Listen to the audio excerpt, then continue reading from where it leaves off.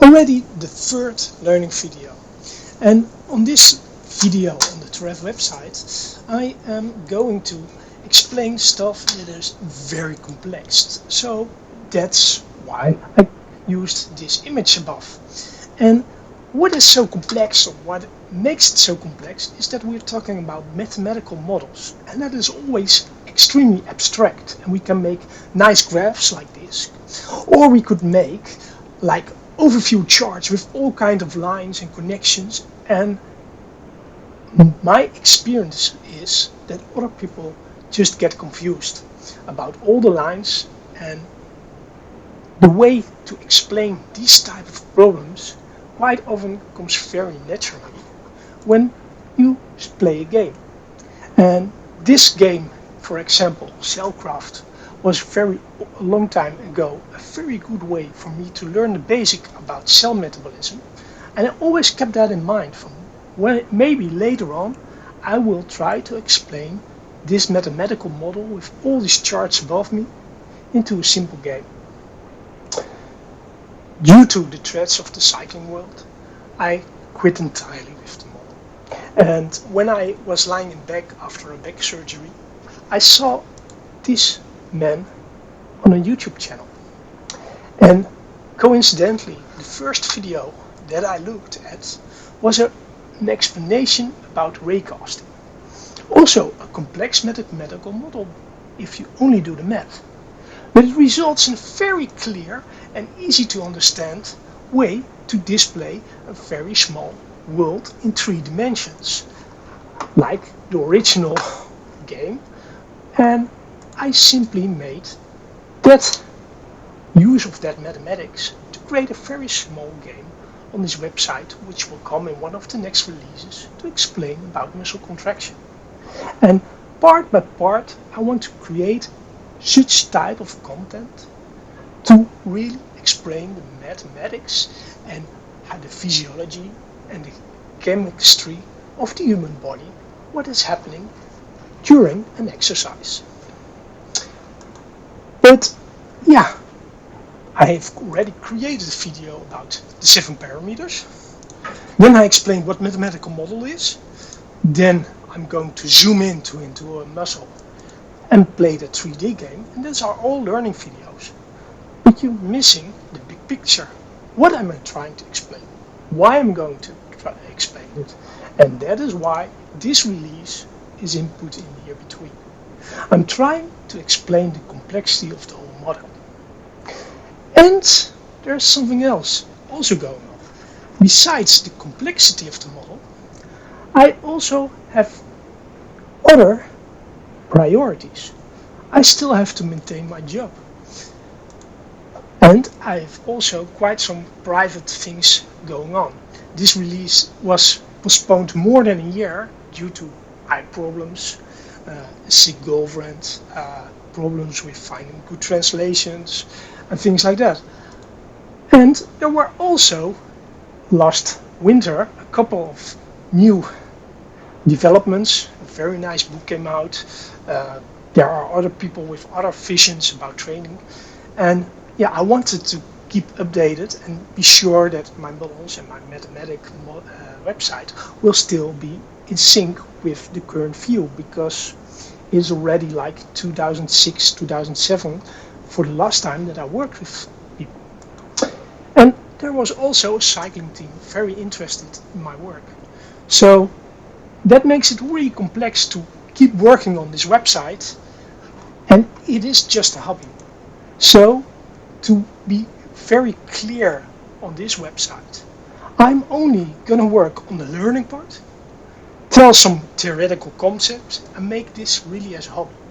If you want to do something else with this math, yeah, then you have to go by my boss, and he will try to do other things, but I'm not really interested in making money and things like that. I'm just here to explain and tell my ideas about how I think mathematical modeling can help train. And mathematical model and training is complex. And it is very easy to give a very simple explanation. But if it really works, you need to do a little bit more complex. And the balance between these things makes it really, really hard to explain everything. And we all know probably this anecdote. It also depends on the way you look at things. If I'm going to do something very simple and I'm only interested in one part of something, I can just focus on one leg or just a ear, and I don't have to see the whole picture. If I only want to see the whole picture, I have to abstract and make other things more simple. And that part makes it also very interesting to explain and to show them. If I make it go zoom a little bit deeper in, it's more complex, and that still works, but then other things will be more complex, so I don't use that part. And those kind of interactions I'm going to explain also a little bit in this video. But depending on the subject, we will change that a little bit. So what I'm going to do now is explain a little bit about how a mathematical model is represented in a computer. And this chart here on the right side is a kind of representation that is often used by symbolic regression. If I have a mathematical equation, I can split it up in the order that things are done. So on the top we see a multiply, and it multiplies two numbers, and that number is represented by a minimization by two numbers, and that first number is 9.8, and the other one is represented by a number that comes from a deviation. So by creating such a chart, you can do all type of mathematics, but you can really have a nice overview. And the way I'm going to explain the mathematics of my model is by replacing some parts of the model with other types of models to compare them with each other and to see, like, if I add this type of model, it will become so complex it's unusable anymore. But if I remove these parts or make a simpler model, it's unusable because it's too simplified. And where that balance point is, I'm trying to show you. So in this example, the G could be replaced by gravity on the place where you are on Earth, or maybe somewhere in the universe by stars where the G is even bigger because the mass of a star is way heavier.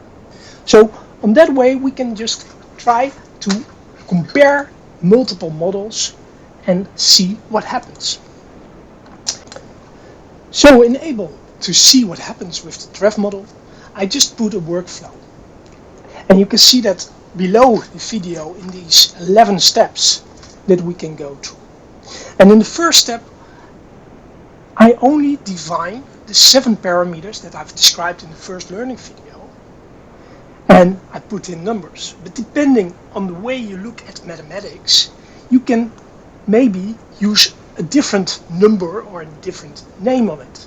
Like the shadow from the same structure, depending on the way you look at it, you will come to other items.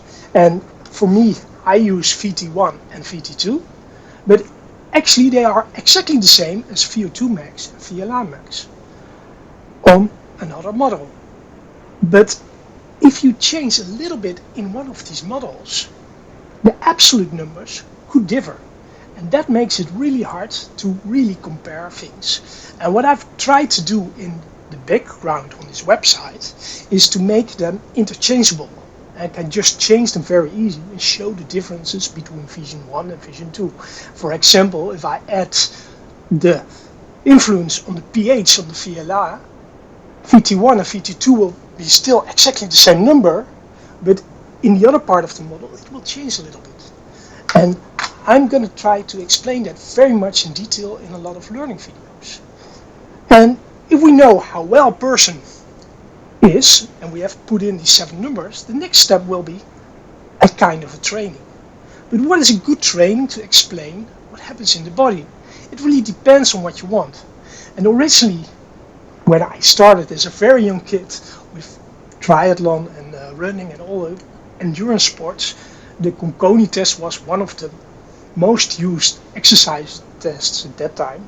Later on, They came with VIA tests to find the threshold, and there are so many ways to look at a threshold.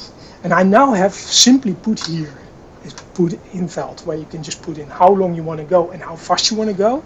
So if I put the default values, you will get the 3-minute all-out test. But I've mathematically already prepared all other types of mathematics in it. So I could do multiple training forms, but in the explain side later on, you can just put in here the numbers and you will see how well you will perform and why you will have a decline in speed. The third tab. And the third tab is just showing the basic metabolic efficiencies, just like why I have rolling distance. So if I put this amount of power in it, how fast will I go? And in this example I use running, but there are very easy ways to translate that. So a decline in speed or an acceleration by the start of the running. What does this decrease in speed influence? And there I need to make a lot of learning videos about what fatigue is. But before I really can explain what fatigue is, we probably also need to learn a little bit about how muscles are working. On how muscles work, I really mean about the way the central nerve system brings their electrical signals towards the muscles and how they trigger motor units and how with a larger power input different type of motor units are used and on which frequency these motor units are firing, the amount of calcium that is released, and how the calcium release influences the amount of power. And by different type of fatigue, this calcium amount is more sensitive or less sensitive.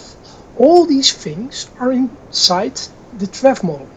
But it's quite some things you need to know before you can understand that. And it will take a lot of videos. And especially this part about the calcium amount inside a muscle cell or muscle fiber and the relationship with the amount of power output. There I've made a whole UI for in the model. And this it contracts quite a lot with other type of models. People have sometimes different ideas about what fatigue is and what isn't fatigue. And these type of definitions needs to be explained inside a couple of learning videos as well. Because, for example, the Germans are using the amount of free energy that is related with the amount of power output that can be produced instead of calcium. And the difference between these mathematical models can also be shown in an interactive video or learning part on the site. So there's quite some work here to be done as well. But the next step in the list, if we know what fatigue is, and we can make those differences, then we have the amount of energy that is distributed by different type of energy. And the Mader and Heck model created a very nice mathematical model that described these factors in a steady state situation. But it's very confusing what is steady state and what is a time-dependent way to look at these energy systems. And these steady state values are steady state values with a fixed VLA, or is the VLA decreased by production of lactate or other influences. So I've made multiple ways to describe that, and also you can see in the bar in this chart for each time how much energy you really use versus the steady state values, and you can see the differences and why this model really helps to understand metabolic energy systems way better. And of course that is used a lot by others. The first time I heard of these models were by Jan Olbrecht, but nowadays there is also Insight who is using these exercise tests, but they are really focusing on this really steady state model. Well, I have always been focused more on the time-dependent things because I always want to see the interactions. So these interactions and why to use sometimes a fixed model and why a time-dependent model, that's where I want to make a lot of learning videos about as well. And as soon as you know about these time models and you can see all these really hard charts, look at the image from the video, it is almost impossible to really understand. So what I've done is looking at a lot of other tutorials online. The Penguin Prof is also a very good learning resource about what is happening in the model without these difficult charts. But I combine them with that. And I will try to make interactive parts about what is happening inside the muscle. Because if we see these models and these charts, they are way more simplified already from the MADA model. It is all calculated from this type of MRI images and calculations. And how is that done? And how can I do that? And I've already been working on a 3D library on chemical interactions, and just a water molecule, but I'm already working on these parts to create learning content for how to interpret these type of things, and that is hard. But if you do not understand this part, the other parts of the mathematical model are really hard to understand as well. One of these points that is really hard to understand about those basic knowledge is the cardiovascular response. MADA already showed the slow phase, that it keeps increasing to the VO2 max above the threshold.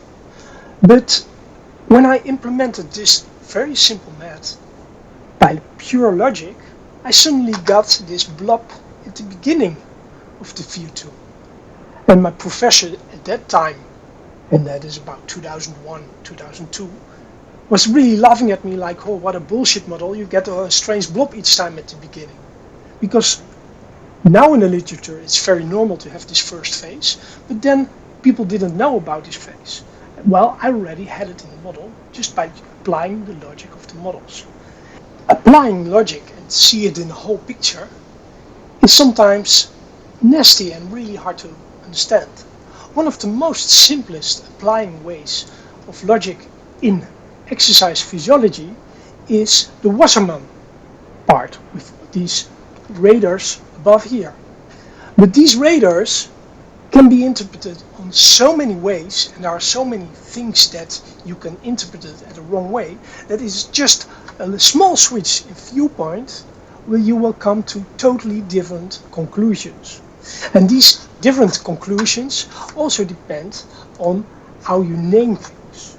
Because if I look at the book of lactate versus the latest literature about the lactate, there are certain things that are contradictional probably, but if you apply it in the mathematics, you'll see that actually they are coming to exactly the same values. So it's sometimes more like a naming problem than really a wrong vision or a wrong way to see things. And one of these big misunderstandings, and that is mostly about how you define stuff, is about the acid-base ways to look at stuff. But acid-base calculations are really hard to understand, and there are certain moments that we can use a more simplified model versus a real complex model that we can only use in extreme circumstances.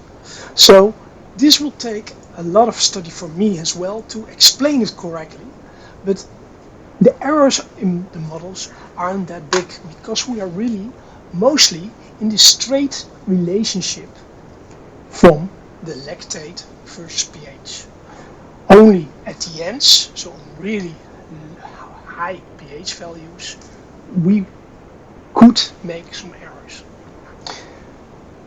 But there is another part of the MADA model that has a lot of critics, and that is the part where the relationships between the burning of fatty acids and the relationship about burning pyruvate in the mitochondria and how that is balanced. There are certain ways to look at it, and the MADA model is really explaining it from the way like I've put in the car. If I have this engine and I put my pedal on the gas and I'm in this gear, I will use that much of energy. Well, the other way of looking at it is like if my car is driving so fast, the wheels will spin this fast, so that determines the speed. So there are two ways to measure the speed of a car. And that's actually the same with the Mader model versus the way you can look at it from inside the cell membrane. And what I've done in my models is using simply the Mader model and then backstage from if I put the gas in that fast, I will drive this fast, and then I look back on the spinning of the wheels because I know the diameter and calculate it backwards. So I can now not only use the amount of lactate in the muscle and part, but I can also calculate the relation between NADH and NADH. The next step in the TEPS is the cardiovascular response. And soon I will add here charts that describe things like saturation of oxygen, stroke volume, heart rate variability, and your heart rate during an exercise. And these responses are really the things you normally measure. And that measuring is a big part if you want to use these models in real life training. But this is also the hardest part because there are always errors in measuring things, and what are you measuring is also sometimes debatable. And when I originally made these models, I mostly used the power sensor of SRM and the control, which is like a small part between your heart bands that is calculating the stretch, so you can see your breathing patterns. And pretty soon I figured out that you can also use heart rate variability and things like that to fit on. So what happened? We put in power and we calculate the heart rate. And if the heart rate isn't the same, we calculate the errors in the model and how much better or worse you have become. I'm not sure about how the status is nowadays with all the new devices. I used in, I believe, 2002, 2003, also already NIRS measurements in Maastricht. At least I got some data from there. So I have put that also in the models, but I have no clue how accurate that will be measured, because those days it was very clear that the placement on the muscle depends on which part of the muscle you measure, and some parts of the muscle, especially the center of a muscle, has more fast fibers and slow fibers are more at the outer ends. So there's little difference between the accuracy and what we can do. But if we can really measuring very accurate, then we can put the model into a fitting model and try to calculate how well you are each training, and then you can easily see how well you were after a training as well. And then we come in the part of supercompensations, and that is already on the side because that part is quite worked out already. And we can see here on the supercompensation tab that if I just simply add some trim scores here, one of these 7 parameters will change, and you can see the influence on each other. And if I change these things, you can see how well you will react on a certain training. And I say how well you will react because every person has different constants of these parameters, and all these constants can be edited and changed in here. So you can update and make your own fits and your own outputs and predict how well you will perform in the future. So that is the basic idea about the whole trim model. And because I have already calculated parts of fatigue, I could make, of course, something like a power duration curve that's very often used in the literature.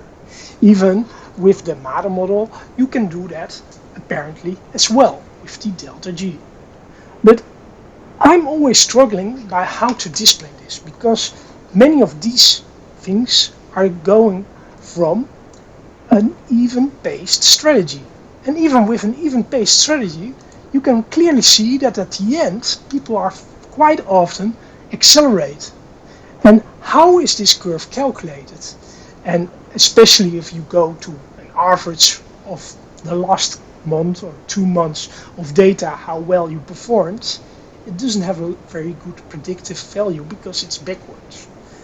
So in my model, I try to calculate these curves into the future by using these supercompensation curves from backwards.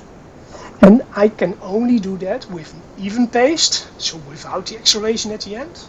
Or if you go too heavy and you have to go backwards, you decrease in speed, I can also calculate those. So what I do, I start as hard as I can, see where the crossing point is, but with a lower intensity, and I calculate for every distance a curve on different intensities and on different pacing strategies. And of course I could also model this acceleration in, but the possibilities to model that are endless, and I do not see a real use of that. So there are really a lot of things that I need to do to explain everything. And there are so many videos that I want to make that it would be really helpful to get some feedback from you, which ones to make first. And the order is sometimes important to make it a little bit more easy to explain other parts. But yeah, we'll see how fast and how well it will go. But at least the next video will be about how the muscle structure is built up. And I hope to see you soon.